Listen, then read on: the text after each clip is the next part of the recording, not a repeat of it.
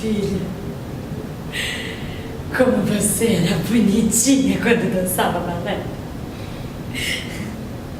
Era tão fofinha. Todo mundo adorava você. Diziam que você era tão talentosa. Você se lembra das apresentações de final de ano? Aquela vez que você dançou de roxinol? Lembra que eu passei uma madrugada inteira costurando aquele monte de penas na sua roupa? E você no palco, toda esvoaçante. Era tão bonitinha.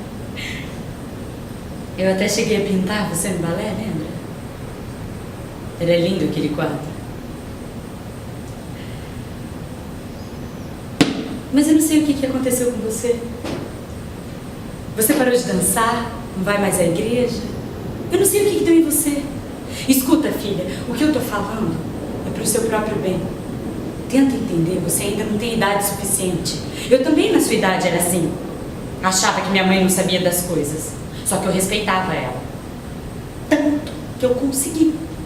Eu casei, fiz a minha vida. Agora olha só pra você, como é que você tá. Você engordou, não faz mais nada. Desse jeito não vai arrumar marido, não vai casar, não vai ser nada dessa droga de vida. Olha pra mim quando eu estiver falando com você. Eu sei que você não entende. É muito nova. Mas é pra isso que existem os pais. Pra orientar os filhos que ainda não sabem de nada. Eu sei o que você tá pensando. Que é responsável, que é inteligente e que eu sou ultrapassada. Só que você não sabe como é que é o mundo lá fora. Não sabe, não sabe. Porque se soubesse, não estaria por aí fazendo esse monte de besteira igual você está fazendo, se expondo para as pessoas e me envergonhando desse jeito. Você acha bonito que andam falando de você por aí? Tem coisas que a gente só consegue entender quando chega a idade certa. Antes eu achava que a culpa era das más influências que você andava. Mas agora eu tô começando a perceber que a culpa é sua mesmo. Que você é má influência. E não faça essa cara pra mim, não. Não se faça de desentendida desse jeito. Deus. A gente é que nem Daniel, que tá na cova dos leões, sabe? É um suplício. Olha pra mim quando eu estiver falando com você. Me respeita. Me respeita porque eu sou sua mãe. Sou eu que te sustento, eu que te compro as coisas. Um filho deve obediência ao pai. Eu tenho certeza que se os filhos de hoje em dia obedecessem aos pais, o mundo não estaria aí essa balbúrdia que tá, cheio de ovelha desgarrada pela rua, fazendo um monte de besteira. Você vai ter que emagrecer, vai voltar a estudar, vai trabalhar para ser uma mulher de respeito. Você vai mudar suas atitudes para se tornar uma mulher de respeito. Porque eu não vou ter um filho solto, mal visto e desgarrado por aí. Isso que você tá querendo não é certo. Se você continuar desse jeito, eu vou te levar embora dessa cidade. O que você quer? Você quer que aconteça uma desgraça maior ainda? Não tá bom pra você já? Filha, presta atenção, eu tô falando isso pro seu próprio bem. Olha pra mim quando eu estiver falando com você. Mas que droga! O que você tem? Você é surda? Você é surda? Hein? Você não me ouve? Olha só o que você tá fazendo. Por que você tá fazendo isso comigo? Eu fiz de tudo pra você ser a filha perfeita. Eu coloquei você na escola, eu coloquei você no balé, eu te dei roupa. E é isso que eu recebo em troca? Você quer acabar com tudo? O que você quer fazer? Por que você não destrói então tudo logo de uma vez? Eu prefiro morrer do que ter um filho solto, mal visto e desgarrado por aí. Pega essa faca aqui e me mata!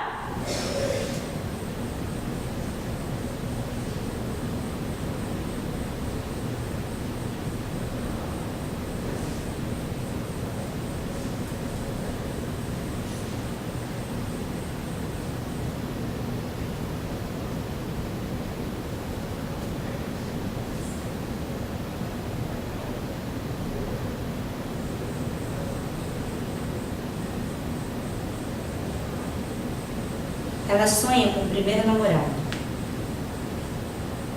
Ele era muito ciumento. Ela tinha 15 anos. Ah, não. Na verdade, o primeiro namorado dela foi com 12. Mas esse nem contava. Ela nem gostava muito dele mesmo.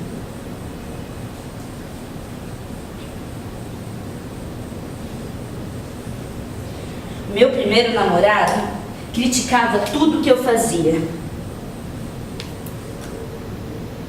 Ela sonha que está numa reunião de amigos numa chácara, com todos felizes em volta da fogueira, contando histórias e dando risada.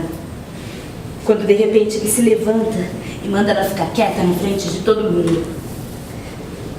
Ela sonha, ou ela lembra, que ele dizia que o jeito dela era muito extravagante, que ela era exagerada e que ela ria muito alto. O sonho avança. Ela sonha agora com quando era criança, na festa de aniversário da sua prima mais velha, quando ela começou a perceber uma movimentação estranha dos adultos. Ela, que já era criança maior, podia perceber as coisas. Ela percebia os rostos tristes que ela não viu, uma certa aproximação com a morte que ela não viu, e via a realidade rodar. Ela vai até a cozinha, abre a porta e vê a sua tia nervosa falando no telefone. Os adultos em pé, angustiados, andando de um lado para o outro, e a sua mãe sentada no sofá chorando.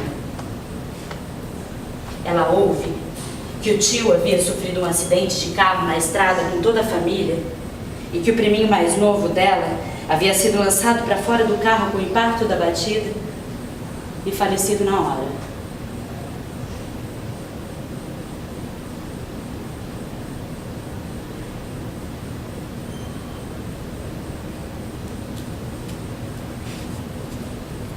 Ela sonha que está de camisola e depois nua. Vê alguém carregando uma tocha de cera acesa. Em seguida, na dita carroça na praça de greve e sobre um patíbulo que ali será erguida, atenaçada nos mamilos, braços, coxas e barriga das pernas, sua mão direita segurando a faca com que cometeram o dito parricídio, queimada com fogo de enxofre, e nas partes em que será atenazada se aplicarão chumbo em fogo, cera e enxofre conjuntamente derretidos, seu corpo será amarrado e desmembrado por 4 cavalos, suas partes serão reduzidas a cinzas, suas cinzas jogadas ao vento. Ela percebe que foi só um sonho. Que ela ficou impressionada ao ler o Suplício de Foucault em Vigiar e Punir. Ela acorda com a respiração ofegante. Ela lembra da primeira vez que ela teve vontade de se matar. Foi quando o pai dela a colocou de castigo no quarto porque proibiu ela de ir numa festa. Ela lembra de ficar olhando as janelas que não tinham grades e ela ficar se imaginando, fugindo dali para ir até a avenida mais próxima, se lançar na frente do primeiro caminhão que viesse em alta velocidade, ultrapassar o sinal ainda aberto. Ela pensa na hesitação que ela sentiria no meio-fio, até decidir no último segundo se lançar no meio da rua e o para-choque do caminhão bateria na altura do seu ombro, mas ao invés dela ser lançada para longe com o impacto da batida, ela cairia e o caminhão passaria por cima do seu corpo. Mas a visão continuava com ela não querendo morrer. Então ela ia para o hospital, toda quebrada, ficava em coma e a família sofrendo. Será que o pai dela se sentiria culpado por não ter deixado ela sair? Ela fica feliz de não ter entrado em coma. Porque também, não para pra pensar, né? Com tantas formas que tem de se morrer por aí, ela não precisava ficar pro resto da vida numa cama de hospital, depois de ter sido atropelada por um caminhão velho, ainda por cima numa cidade interior, né? Existem inúmeras maneiras de se morrer. Você já parado pra pensar nisso? Sei lá, assim, acho que nos últimos tempos tá muito fácil pensar em como morrer, né? De que jeito que você vai morrer. Acho que todo mundo aqui já parou um dia pra pensar como que vai morrer, ou pelo menos já passou por um momento que achava, falava, nossa senhora, é agora. Ou aqueles sonhos, assim, que você tem de vez em quando, que você fica se imaginando num caixão, você parece que você está vendo de longe, você acorda todo arrepiado depois, mas parece que você está se vendo de cima, assim, as pessoas todas ali, chorando, tristes, aquele amiguinho da escola que não gostava de você, tá ali, arrependido. Você tem uns sonhos assim. Porque eu acho que tem a maioria das mortes são muito trágicas. Às vezes tem umas mortes que chegam a ser até engraçadas, né? Por exemplo, já teve gente na história desse mundo que morreu de tanto comer, tomando suco de cenoura, com bomba de baralho, é verdade. Até enchente de cerveja. Acho que no carnaval, muita gente deve ter pensado que queria morrer nadando em cerveja, né? Do jeito que a gente tá na Pindaíba agora, era melhor ter morrido de enchente de cerveja no carnaval, né? Imagina. Acho que até o pai dela desejaria isso. Se tivesse que escolher o jeito de morrer, eu morreria nadando em cerveja. Mas em 1812, na enchente de cerveja de Londres, aconteceu um estrago. Vários tonéis da empresa Melks & Company Prairie estouraram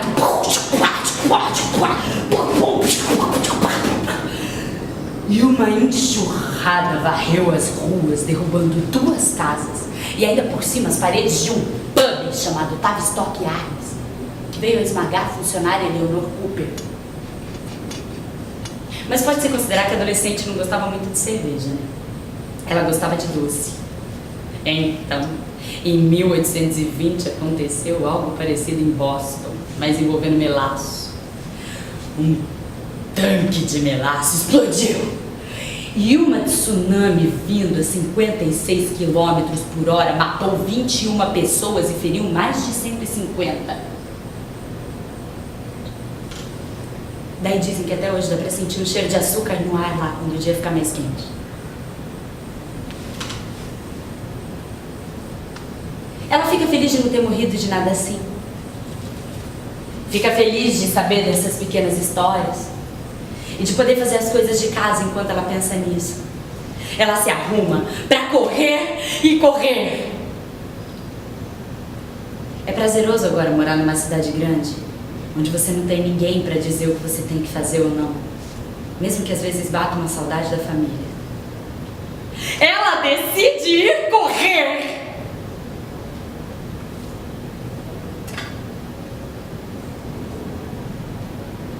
Ela sabe que não seria bom pra ela esse tipo de coisa. Ela se imagina que mesmo sendo muito frágil, ela seria uma pessoa difícil de morrer.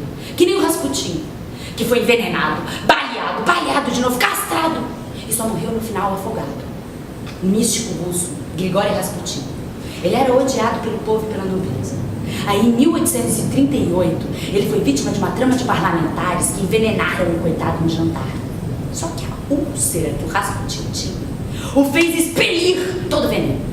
Daí então, ele foi fuzilado com 11 tiros e não morreu. Castrado e não morreu. Até que espancaram o Rasputin e jogaram ele inconsciente dentro de um rio. Daí ele morreu. Ou pelo menos acharam que ele morreu.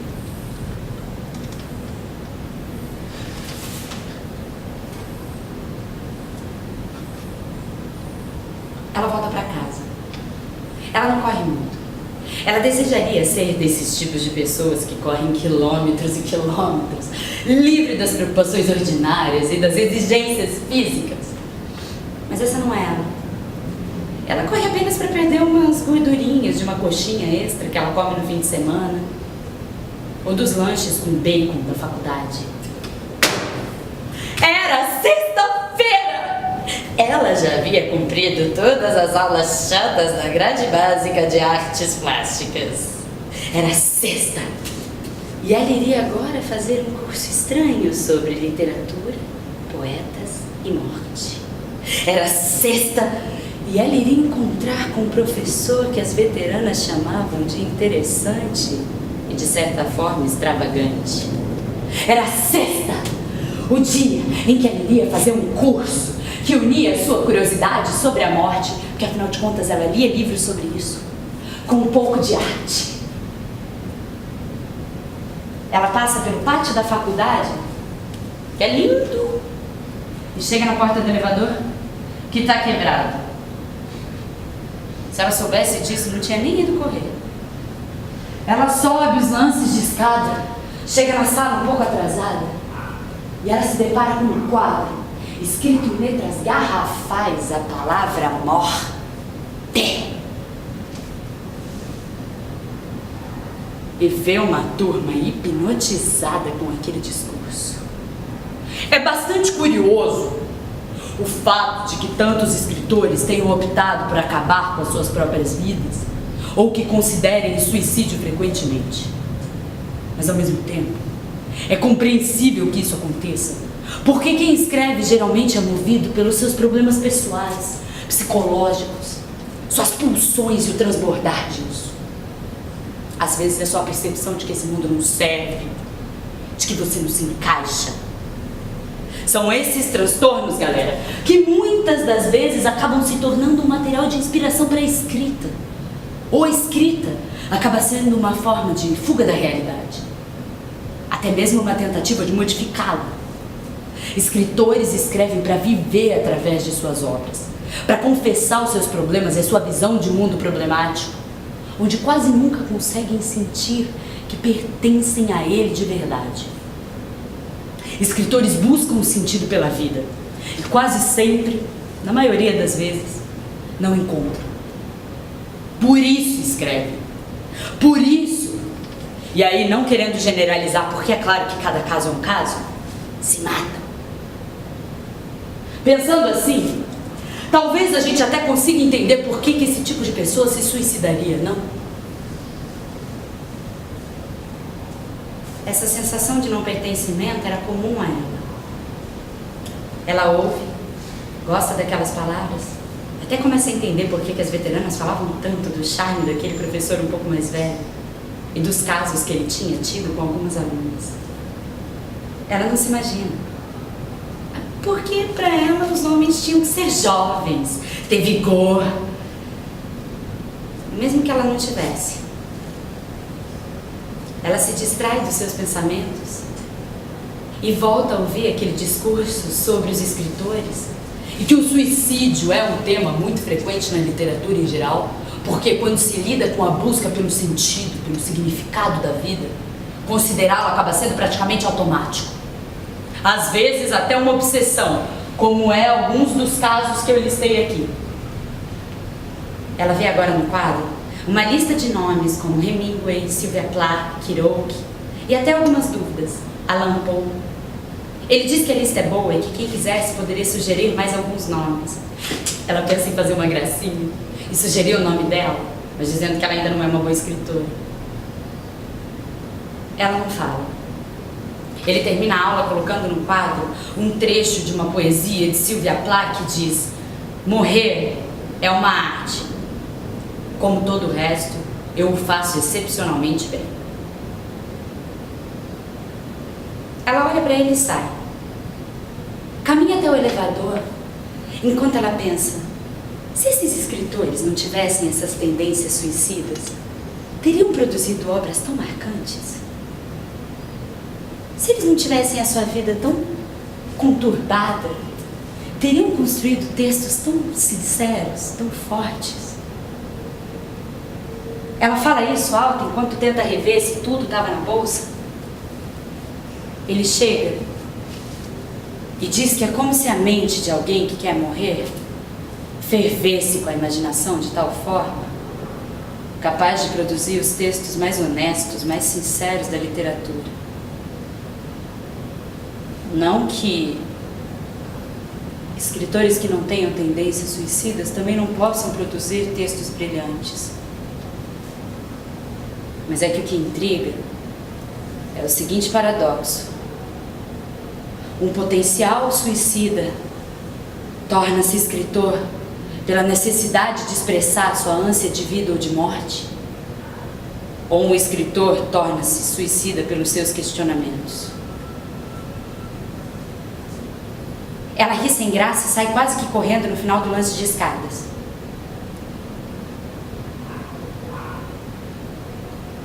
Ô jardineira, por que estás tão triste?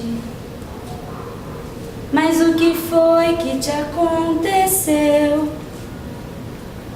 Foi a camélia que caiu do galho, deu 2 suspiros e depois morreu. Foi a camélia que caiu do galho, deu 2 suspiros e depois morreu. Vem, jardineira, vem, meu amor. Não fique triste que que esse mundo é todo teu. Você é muito mais bonita que a camélia que morreu. Não fique triste que esse mundo é todo teu. Você é muito mais bonita que a camélia que morreu. O vazio. O jardineiro, porque estou sofrendo. Vazio interiorizado. Mas o que é? O vazio interiorizado. Foi a camélia que caiu do galho, deu 2 suspiros e depois dormiu. É quando nada do que alguém te disser vai te fazer pensar diferente. Foi a camélia que caiu do galho. É quando nada do que você ouvir vai te fazer sentir de outra forma.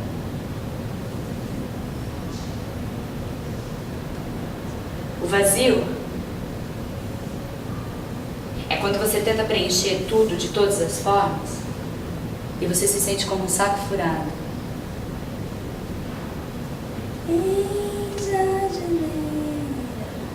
O vazio não é quando você está sozinho. É quando você percebe que não tem nenhuma função. É quando você não quer ter nenhuma função. O vazio é quando tudo que você olha não parece nem bonito nem feio. O vazio é quando tudo que você pensa não parece que vai dar em nada. É quando nenhum mecanismo te faz entender a lógica de qualquer coisa. É quando nada justifica você estar aqui. É quando começa e não tem fim. É quando começa e não começa. E é quando o fim parece sempre um novo começo.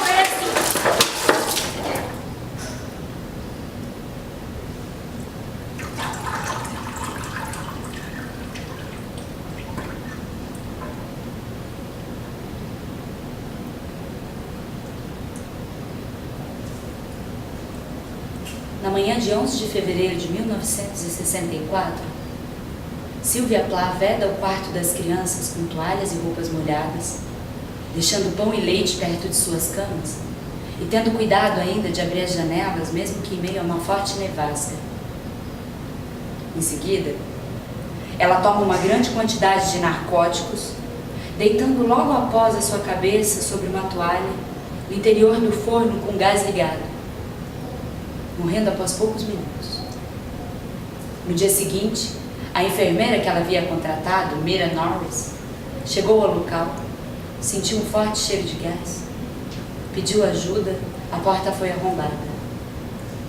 E o quarto das crianças estava muito gelado e ambas com muito frio.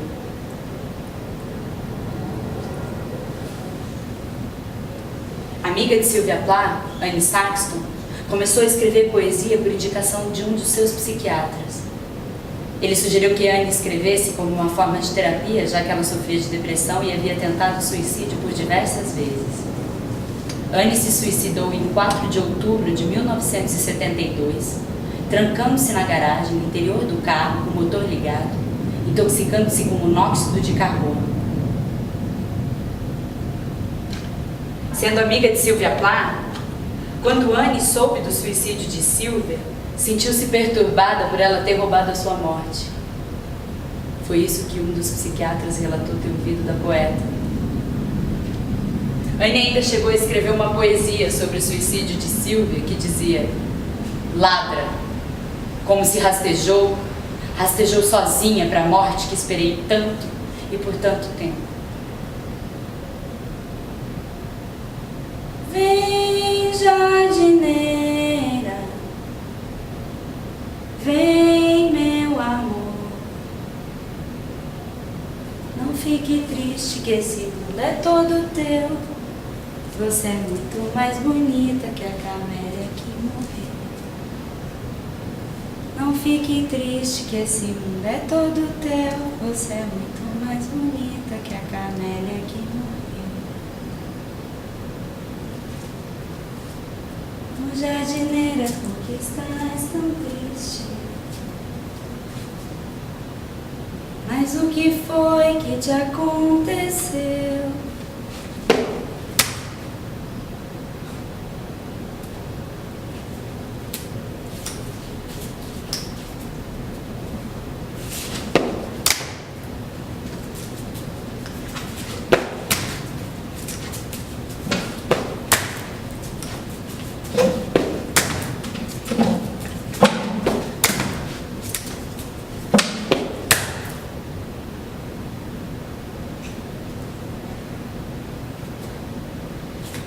composição, luz, sombra, sentimento.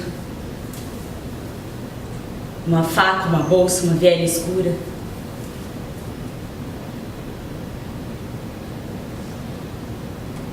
Ela acorda com ele passando as mãos pelas costas dela. Aos poucos, o público começa a compreender que para a composição de um assassínio, em regra, se exige uma faca, uma bolsa, uma viela escura.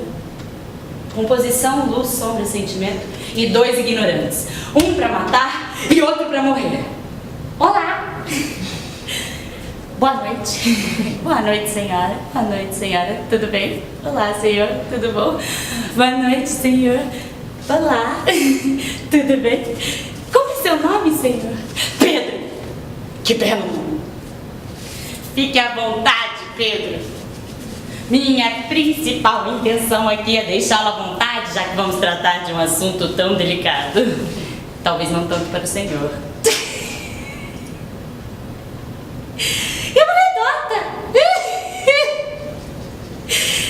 Desculpe.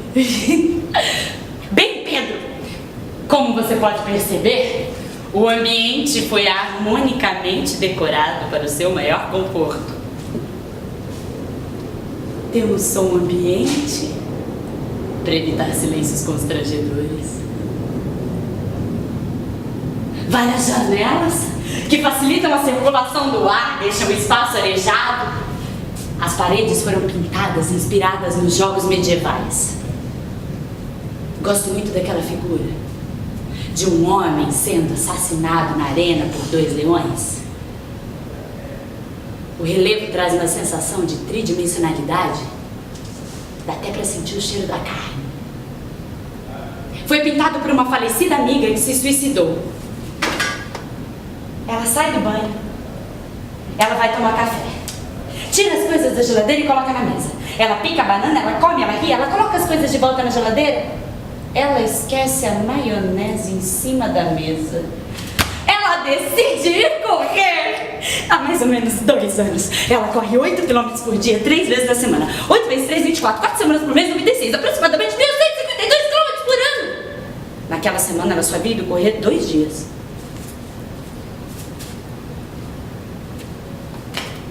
Pois bem, o que aqui nos vem ao caso, senhor Pedro, é a atual situação do quadro clínico representado aqui por Vossa Senhoria. Estamos falando de uma disforme úlcera, soberbamente definida e desenvolvendo-se com regularidade. As alterações celulares nos levam à conclusão do diagnóstico de câncer terminal.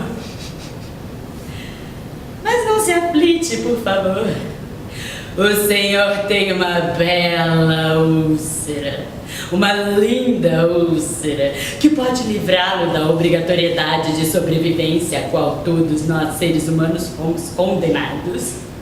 Penso que é muito medíocre acreditar no prolongamento dos anos, carregando por tanto tempo o peso das nossas desgraças. Se podemos vir, cumprir nossos momentos de felicidade e satisfação, enfim. Ela coloca as roupas de ginástica e desce pelo elevador.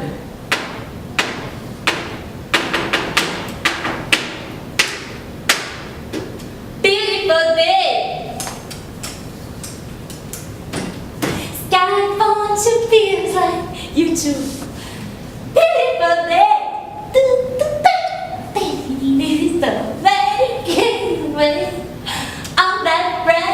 Ela troca rádio.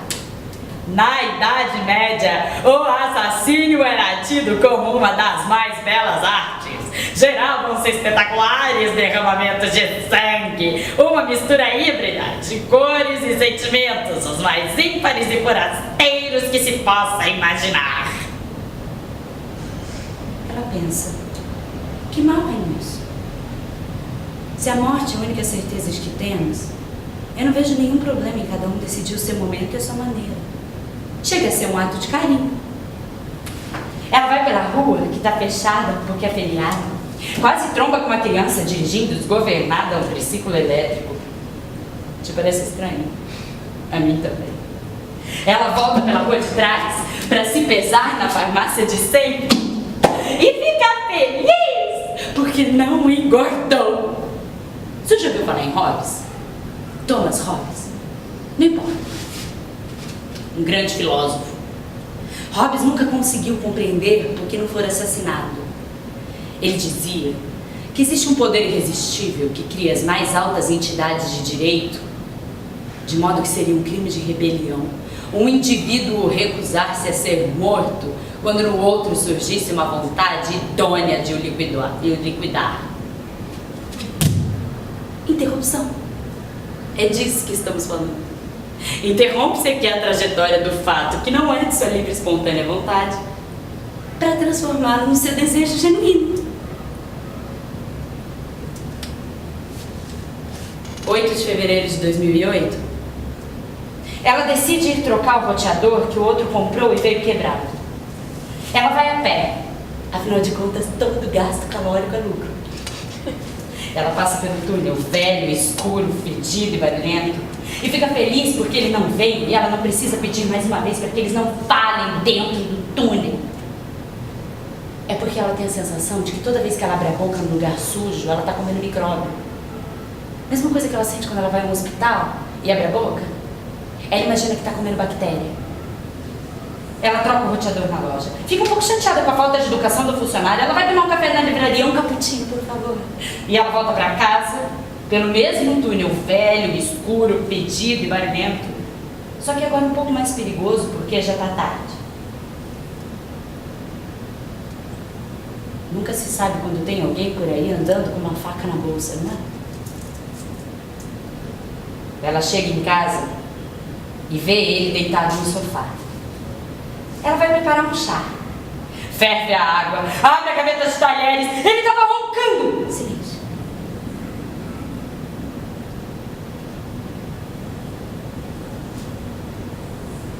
Ela toma um chá.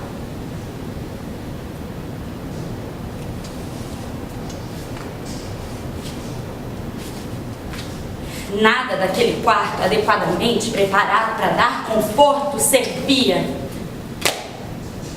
A ritmicidade é entendida pelo alívio da dor, com a alimentação sendo descrita como do tipo dorme, come, que passa. Outra característica marcante da dor, principalmente da úlcera duodenal, é a sua ocorrência durante a noite, acordando o paciente de madrugada, quase sempre na mesma hora, que alivia com a ingestão de leite, antiácidos ou mesmo de água. A única coisa que ela ouvia era o final. Pode acontecer da úlcera não causar sintomas e a primeira manifestação da doença já ser uma complicação, como o sangramento e a perfuração.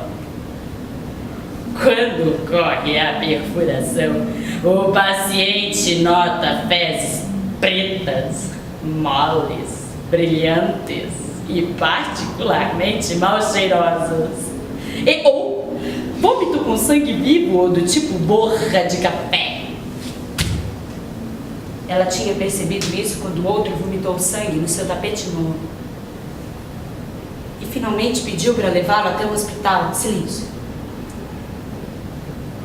O tratamento não importa, nem o tempo. O fato é que diante da iminência de morte, quando o tratamento não mais resolve, é melhor deixar o paciente em casa. Pra quê? Pra morrer? Pra esperar a morte? Em casa, os momentos de prazer e delícia se foram.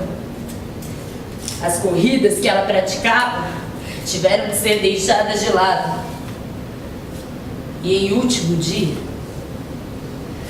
em que o amor, a foda haviam se convertido em sexo de extremo esforço, ela decidiu sair para correr. Foi trocar o roteador que o outro comprou e veio quebrar. Passou pelo túnel que para ela parecia uma viela escura. E voltou para o rastro de felicidade que ela tivera, mas que não passava de lembrança. Ela se preparou. Percebeu todo o sofrimento em volta. Reparou no sono que parecia trazer uma paz profunda. Usou a faca e foi tomar chá. Sangue compõe com a decoração. Composição, luz, sombra, sentimento, uma faca, uma bolsa, uma velha escura. Composição, luz, sombra, sentimento, uma faca, uma bolsa, uma velha escura. Composição, luz, sombra, sentimento, uma faca, uma bolsa, uma velha escura. Composição, luz, sombra, sentimento, uma faca, uma bolsa, uma velha escura. Composição, luz, sombra, sentimento, uma faca, uma bolsa, uma velha escura. E 2 ignorantes. Um para matar e outro para morrer.